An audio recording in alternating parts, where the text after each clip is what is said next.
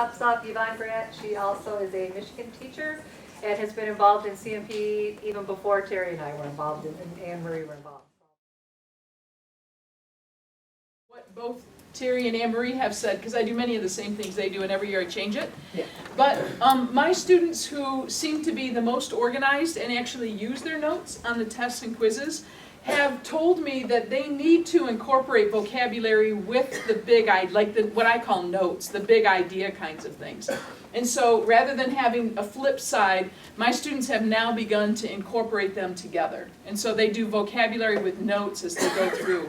And that part they keep all year long, the rest of it they put it off into those boxes on the side of the room. This is a keep all year long thing. Yep. So when you say notes, what do you mean by that? Well, actually what I do is I ask them at the end of the day, I'm like, so is there anything we should record down from today? Okay. And it's typically like later in the investigation when we start to summarize and generalize ideas for that investigation, they'll say, oh, we think this is important, we should probably put this down. Okay. And so we record that then in the notes. Okay. And so my notes is a combination of the vocab and the notes together. So, and that was by student request.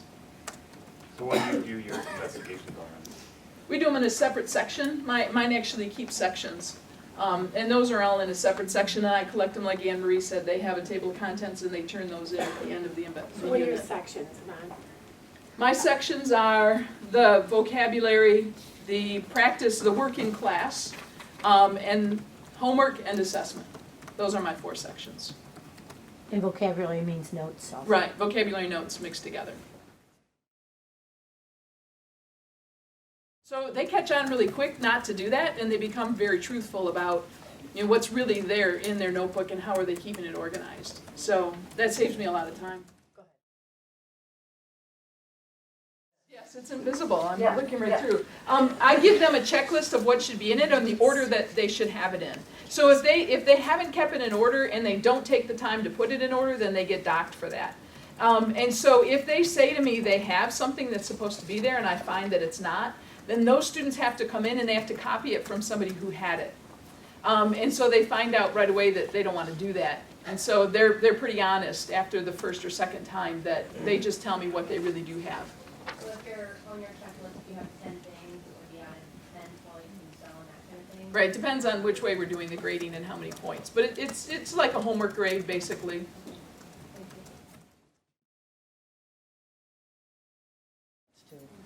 One of the other things that we do sometimes is we have not just a word wall, but a poster, like an idea wall, where for each unit we have one large poster that has like the main ideas from that unit.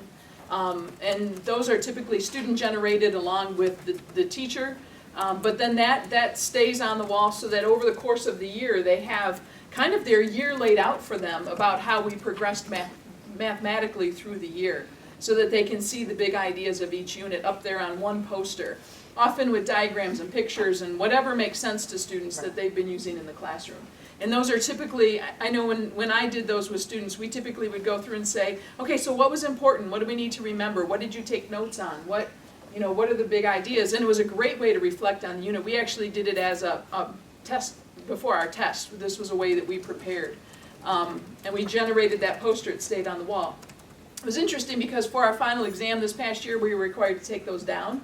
But I would see students looking to where that poster had been on the wall. It was like that was in their brain, that information was right there on the wall. So that was really interesting to watch the students do that.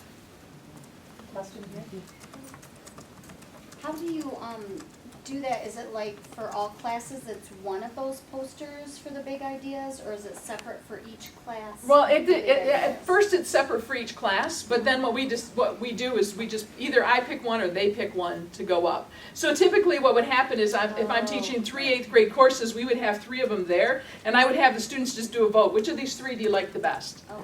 And they would pick one, and whichever had the most consensus, that one would stay up for all of the 8th grade or 7th grade. I have to say, the other nice thing about that was the 7th, because I taught both 7th and 8th grade, I would keep the 7th, which way did I do it?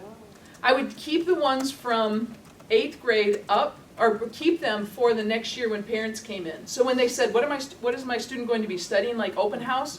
what is my student going to study this year in 8th grade? This was a beautiful way to say to parents, this is how we're going to progress through 8th grade. So this is the kind of mathematics they will be learning.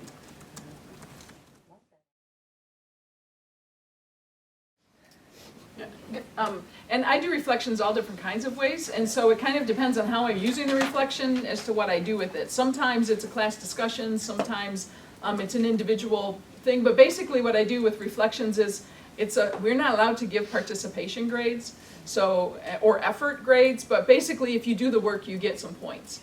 And so that's how I grade those. What's interesting is sometimes students will say, because it's one of those where you get a bigger bang for your buck kind of thing, or it's a really summary of, students will say, I want to put this in my notes section because this really has some information I need to refer back to. And so, that's great. Go ahead and stick it in the notes section if that's what you do. And so like when they turn in all of their stuff and we do the check sheet thing, all they have to do then is tell me it's in my notes section. And so that's why you won't find it here. And then they get credit for having it, that kind of thing.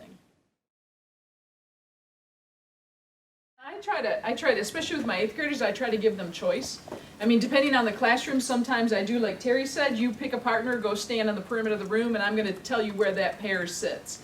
So sometimes I do like that. Sometimes with classes, actually last year I had classes where I would just say, okay, move. You're moving to a new seat today, we need a new seating chart. And they would get up and they would move around the room, sit down, and I'd say, okay, this is going to be our seating chart.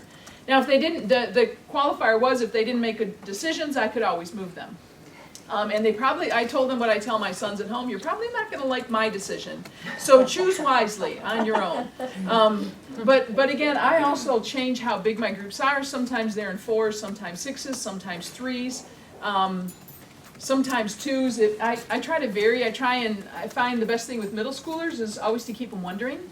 And so I try to vary things as much as possible, even the way that I group. Sometimes I pull sticks, sometimes they walk in, grab a color like some of you guys were doing this morning. You walked in and that was where you sat.